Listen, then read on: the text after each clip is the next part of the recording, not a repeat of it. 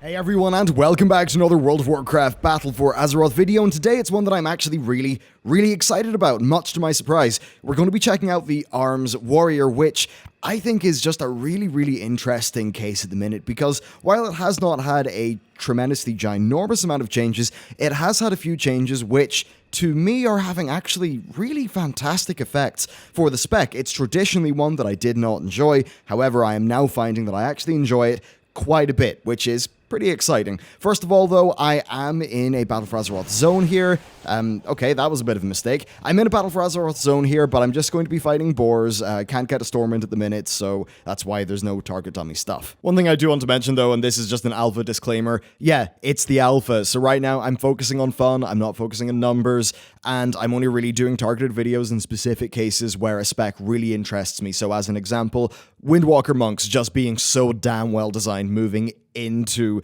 Battle for Azeroth and moving onwards from Legion, or the Survival Hunter getting a little bit of a rework, or in the case of Arms, what you're probably going to see in the rest of this video. So I just want to be very clear that this is not a final judgment on this spec. This is discussing some of the new design, and yeah, just take that for what it is. Basically, they've made a few little tweaks to the formula with this spec that I really like. So first of all, Colossus Smash is very different, and this spec really used to be about quite a large number of Colossus Smash windows, which is now very different, let's just say. So previously the way that it worked is Colossus Smash had a pretty low cooldown. I think it was like 20 seconds, and then Tactician would reset its cooldown. That's no longer the case. Colossus Smash is now a 45-second cooldown. That's it. You slam your enemy's armor, whatever, you do more damage to them for the 10 seconds afterwards, and you can see it's a longer cooldown, it's also a little bit more powerful. So it's made Colossus Smash a little bit of a different part of the rotation. Now, Overpower is actually a baseline thing, and Overpower is filling in where the old Colossus Smash kind of left off. And I'm just going to change my talents here so you can see the default Overpower. So Overpower has a 12-second cooldown, and it does some damage, can't be blocked, dodged, or parried, and it increases the damage of your next Mortal Strike or Execute by 20%, stacking up to 2 times. So what's a little bit different about this versus the old Colossus Smash is this is just to your next Mortal Strike or Execute, and I suppose also the stacking functionality. That means that rather than sort of managing this execute debuff on the target, what you're instead doing is more focusing around chaining together your abilities in, the optimal manner. Now, this plays into an artifact trait that has been made baseline. So, execute, 10 to 40 rage, it does a bunch of damage. Normally, it's only usable on enemies that have less than 20% health. If the enemy survives, they take 25% more damage from your next Mortal Strike, and that stacks up to 2 times. So that's them sort of baking in one of the Stromkar artifact traits. Now, I found that when you take a certain few talents, which I'm quickly going to... Okay, no, I messed that up. Time to chug another tome, whatever. When you choose certain talents, for me, this turns into a truly awesome spec that I've really been enjoying because of the sort of natural combos that you end up doing. For me, it really is selling the fantasy of being an Arms Warrior, pumping up your next big Mortal Strike by using your sudden death and perhaps also overpowered executes, and then you can line that up every 45 seconds with the Colossus Smash, which to me is a lot more satisfying than Colossus Smash just being a very regular thing. Now, of course, the other super important thing is Tactician no longer resets Colossus Smash, it resets Overpower. Now, for me, this is fine whenever you have normal Overpower, but this comes into its own when you have Dreadnought. So Overpower has 2 charges, and it increases the damage of your next Mortal Strike or Execute by an additional 20% on top of what it would already do. I then also roll with Mortal Combo. Mortal Strike increases the damage of your next melee ability by 15%. So again, we're getting more natural chaining together of abilities. So rather than just, I've Colossus Smashed, I'm flat doing more damage to the target, now you have a bunch of buffs that it's on you to apply them right. And then we also have Sudden Death, which of course means that my damaging melee abilities have a chance to make my next execute cost no rage, be usable on any target regardless of their health, and deal damage as if I had spent 40 rage. Now, this is super important because it means that you're able to use execute just when you're in normal combat and you're not under 20%, which means that the Execute's ability about pumping up the damage of your next Mortal Strike can be comboed with your Overpower, which means that you can, I at times have been doing like 6,500 damage, 5,500 damage with a single Mortal Strike. Now, in Battle for Azeroth, with how the numbers are, that truly is a massive number. And what's nice is, whenever you pull that off, you feel like you've earned it, because it's about chaining all these things together.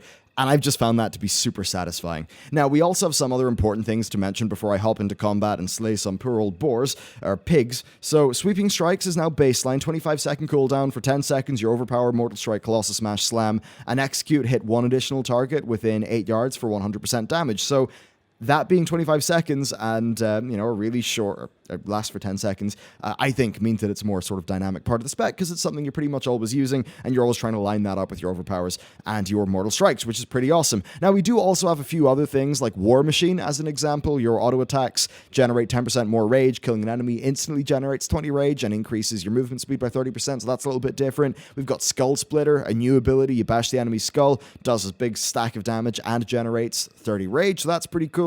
We've got Warbreaker. Now, the 75 tier is basically an AoE one, so Warbreaker, which was your previous artifact ability, that's now something that replaces Colossus Smash, and it basically functions as an AoE Colossus Smash. Then on the 90 tier, we've got Mortal Combo, which I've already covered. Deadly Cam is now a cooldown. 2-minute cooldown reduces the rage cost of your abilities by 100% for 10 seconds, so it's not attached to, like, Battlecry, because I guess Battlecry's gone, and in a way is sort of filled in by the new Colossus Smash with how it works. Then, of course, Anger Management. Every 20 rage you spend reduces the remaining cooldown of Colossus Smash and Blade Storm by 1 second. So, with most of that stuff covered, I think it's pretty much time to run into combat here. So this pig he's not in for a good day. So I'm going to run in. I'm going to execute first. So I've got this debuff on the target. I'm then going to do my 2 overpowers. This is just as a demo. I'll be, capping resource and stuff. And now if I was to Colossus Smash and Mortal Strike, we see we just got a really big pumped up Mortal Strike, because it was benefiting from a stack of Execute, 2 stacks of Overpower, and the Colossus Smash. So that's kind of like us, earning something, right? We're chaining our stuff together intelligently, which to me feels just a lot more engaging. So if I run in here, as an example, we're going to do our Sweeping Strikes, right? So you can see we're spreading the stuff. This will actually also spread the Execute effect as well. And then that, is getting us quite a lot of damage when we get, when we get into things. And what I've generally found is that it's almost like there's a sort of series of, like, simple logic questions, like, I've done X to the target, now I'm going to do Y, in terms of how you're comboing things together. So I found it's fun whenever, you get your sudden death to Execute, and then you do your Overpower, and then maybe that lines up with the cooldown of your Mortal Strike, and you sort of benefit from all 3. And pulling that off is something that is just really satisfying to me. So we're going to grab some guys together again. We're going to, as more of a showcase, we're going to do things in a specific way to make it look awesome. We do a stack of damage, which is pretty great. Hopefully fishing for a few Tactician procs here. Nope, I am not that lucky, but I did at least benefit from my Execute and baked-in ability. I think that's a great example of Blizzard, baking in an artifact trait with Execute. Definitely, definitely good that they decided to do that. But overall, I suppose to me, it's just a form of gameplay that I enjoy more. It feels a little bit more purposeful, and we do have to go back to the notion of a class fantasy. So for me, the class fantasy of an arms warrior, at least on the surface, is that you're a master of using a single two-handed sword. And what that kind of means is it's less about you just bashing the target repeatedly until they die, and it's more about, being like a sort of a master of arms, right? You're using your abilities deftly and with precision and all of that. Well, by focusing stuff over to the new effect of Overpower, I think they've really done a better job of fulfilling that class fantasy, and that is an extremely beneficial thing for the game. I probably should have just opened up with my Mortal Strike off the bat there, which is a little bit silly, but I mean, hey, it looks cool if I do it this way, I suppose. Another thing that is worth pointing out as well is Victory Rush. I really miss having Victory Rush whenever I play Fury. If I was to give one bit of feedback to Blizzard, it would probably be that I'd actually really like to see Victory Rush be moved maybe onto Fury as well, because Fury's regen just doesn't feel as good in normal gameplay, in my view, as the ARMS one does with Victory Rush. And then in terms of other things to cover, it is worth saying that this is alpha, so the reason why I'm giving feedback on this specifically is pretty much that I feel like they could be onto a really good direction here, and I want to give them that feedback early in the design process, because the way that I figure things work is they're doing a lot of design now, and the numbers and all that stuff will come later. Another important thing which has, I think, pervaded a lot of the online discussion with Battle for Azeroth classes recently is that Azerite gear is really important to the pacing of these, at least we imagine. So right now we're very much dealing with the basic version of a class, a little bit like a Legion character without their artifact weapon, because the artifact ability isn't everything, it's also all the artifact traits. And we've seen as an example with our Execute here, where, you know, they are in times deciding to bake an artifact trait into a spec because they feel like it is a really good part of its core gameplay. So I've got to imagine that in the similar way that we had some artifact traits like maybe loaded dice for the outlaw rogues that were really important, I've got to imagine that in Battle for Azeroth, the Azerite gear will also do things like that and generally increase and toy around with the pace of the game specs. And as you can see here, there's like almost a soft revamp going on, which is why I think this is interesting to cover. And that's kind of my thoughts. I'm going to be doing very targeted class videos on stuff that I find to be specifically interesting, and it's not really sort of, this is my thought on the Battle for Azeroth version of this class definitively, because that is going to change. And it is alpha. So there you go. That's pretty much my thoughts on the new Arms Warrior, as well as some bizarre testing philosophy that I decided to throw in at the end, because I figure it's, yeah, in terms of just being a responsible content creator, it's important that we're all on the same page with why I make a video like this. As an example. And I am aware I've been playing this really rather subparly in terms of the old rage, but that's what happens when you're talking.